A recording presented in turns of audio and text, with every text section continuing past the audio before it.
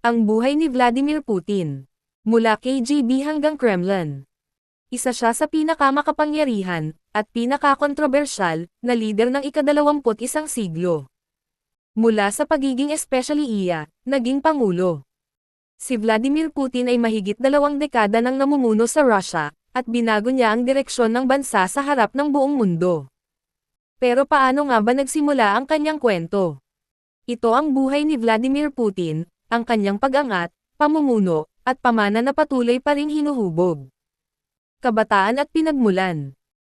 Ipinanganak si Vladimir Vladimirovich Putin noong ika-7 ng Oktubre taong 1952 sa Leningrad, na ngayon ay kilala bilang St. Petersburg. Lumaki siya sa isang communal apartment sa panahon ng matinding kahirapan matapos ang digmaan. Ang kanyang ama ay isang veterano ng World War II, at ang kanyang ina ay isang manggagawa sa pabrika. Mula pagkabata, interesado na si Putin sa especially at mga lihim na operasyon. Ayon sa mga kwento, nagtungo pa raw siya sa opisina ng KGB bilang teenager at nagtanong kung paano maging spy. Ang pangarap na iyon ang naging simula ng kanyang landas. KGB at serbisyong lihim. Noong 1975, nagtapos si Putin sa Leningrad State University bilang isang abogado at agad siyang sumali sa KGB, ang kilalang ahensyang panektik ng Soviet Union. Doon siya sinanay sa especially at naitalaga sa East Germany sa kasagsagan ng Cold War. Nagsilbi siya sa Dresden hanggang sa bumagsak ang Berlin Wall noong 1989. Pagkatapos nito, mabilis na gumuho ang Soviet Union. Para kay Putin, isa itong napakalaking trahedya. Tinawag pa nga niya itong pinakamalaking trahedyang geopolitikal ng ika-20 siglo. Pagpasok sa politika. Pagbalik sa Russia noong early 1990s, nagsimula si Putin sa politika sa ilalim ni Anatoly Sobchak, alkalde ng St. Petersburg. Dahil sa kanyang disiplina at galing sa pamumuno, napansin siya ni President Boris Yeltsin. Pagsapit ng 1999, hinirang siyang punong ministro. At noong ika-31 ng Disyembre ng parehong taon, biglang nagbitiw si Yeltsin. Si Putin ang naging pansamantalang pangulo. Bagamat bago sa mata ng publiko, mabilis siyang naging tanyag. Unang termino bilang pangulo. Nang manalo sa halalan noong 2000, agad na gumalaw si Putin upang pagtibayin ang kanyang kapangyarihan. Inilunsad niya ang isang brutal na kampanya sa Chechnya, kinontrol ang mga lokal na lider, at pinatigil ang ilang media outlets. Habang tumataas ang presyo ng langis, bumangon muli ang ekonomiya ng Russia. Para sa maraming mamamayan, si Putin ang nagdala ng kaayusan matapos ang magulong dekada ng 1990s. Pero para sa iba, nagsisimula na ang autoritarianismo. Putin at kapangyarihan.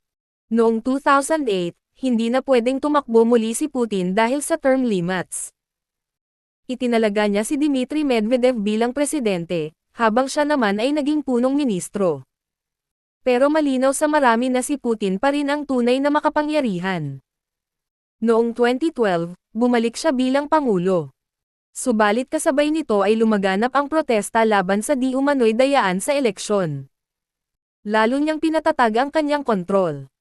Binago ang saligang batas, ikinulong ang mga kalaban, at sinigurong pwede siyang manatili sa kapangyarihan hanggang 2036.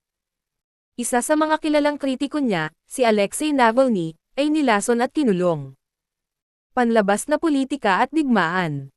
Nais ni Putin na muling buhayin ang pandaigdigang impluwensya ng Russia. Noong 2008, inatake niya ang Georgia. Noong 2014, inagaw niya ang Crimea mula sa Ukraine. At noong 2022, pinakamatindi sa lahat, isang full-scale invasion sa Ukraine. Nagdulot ito ng libu-libong pagkamatay, matinding parusa mula sa ibang bansa, at unti-unting pag-iisa ng Russia sa buong mundo. Para kay Putin, ito ay laban para sa seguridad ng Russia. Pero para sa kanyang mga kalaban, isa itong digmaang imperial. Legacy at kontrobersya. Para sa kanyang mga taga-suporta, si Putin ay isang matatag na lider na muling nagbigay dangal sa Russia. Para sa kanyang mga kritiko, siya ay isang diktador na sinupil ang kalayaan at isinabak ang bansa sa gulo. Sa mahigit 2 dekadang pamumuno, binago ni Putin hindi lang ang Russia, kundi pati ang pandaigdigang balanse ng kapangyarihan. Kung paano siya huhusgahan ng kasaysayan, bilang tagapagtanggol ng bayan o tirano, ay mananatiling paksa ng debate. Ang buhay ni Vladimir Putin ay kwento ng ambisyon, lihim, kapangyarihan, at kontrobersya. At habang pinapanood siya ng buong mundo, isang bagay ang sigurado. Kakaunti lamang ang lider na nakagawa ng ganitong impluwensya sa modernong kasaysayan. Salamat sa panonood. Kung nagustuhan mo ang video na ito, huwag kalimutang mag-like, mag-subscribe, at click ang bell icon para sa iba pang kwento tungkol sa kasaysayan at politika sa buong mundo.